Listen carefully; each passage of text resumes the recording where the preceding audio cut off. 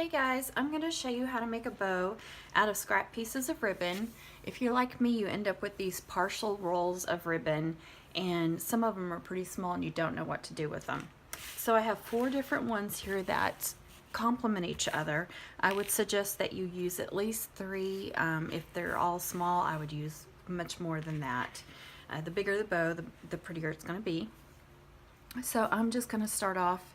And this one I'm not going to get much out of, so I'm going to pinch and I'm going to twist so my pretty side is up, and I'm going to pinch again and leave just a little tail. Then I'm going to start with the gold next, and I want my tail on the opposite end, so I'm going to pinch it and I'm going to make a loop, and I'm going to twist, pinch, twist, and make sure you're moving your loops around as you're making it so they're in the areas that you want them to be. You don't want them all in one spot. You will be able to move them around some after you make it, but I like to do it as I'm making it too. And I'm just building off the bottom, and I'm keeping it pinched between these fingers as I go. If it becomes too much for you, go ahead and take your chenille stem or pipe cleaner and go ahead and tie it off, and then you can keep adding to it.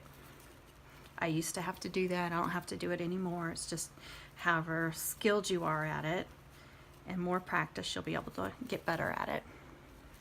Okay, so I'm gonna make loop, I'm gonna twist, loop, pinch, twist, over and over.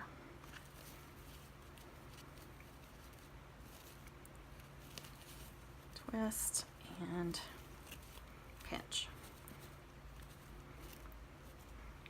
As you can see, it doesn't matter that there's only a few loops on some of them and more on the others.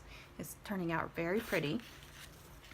Now I've got reds. I think I want the tail to come off this end. And this is the same on both sides, but I'm still gonna twist it. It just made it, the bow turns out fuller and prettier when you do that. So loop, pinch, twist, and I think I'm going to go ahead and leave that tail like that. So I've got 4 layers there, different sizes and styles of ribbon, but they all, the colors all complement each other, and that's all you should care about. And you just want to pull these very, very tightly, as tight as you can, and then twist it. And I always gather it right there and twist it really hard so it's very tight. Now you just take your fingers into the loops and you just want to fluff the loops up and push them around where you want them.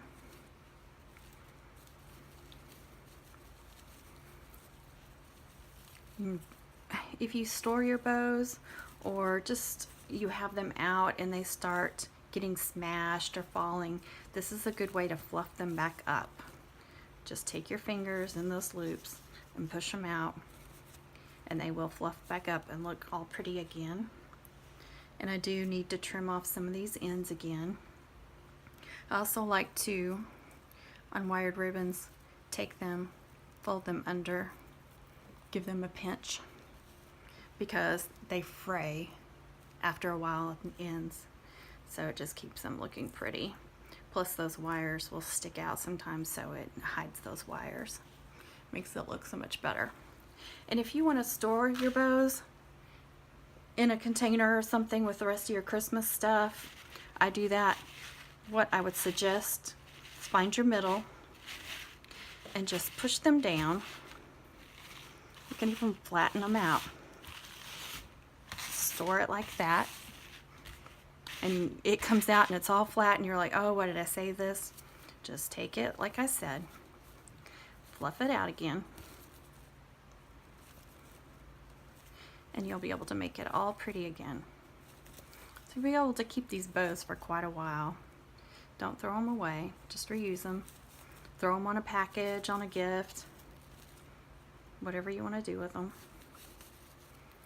There you go. Thanks guys, God bless.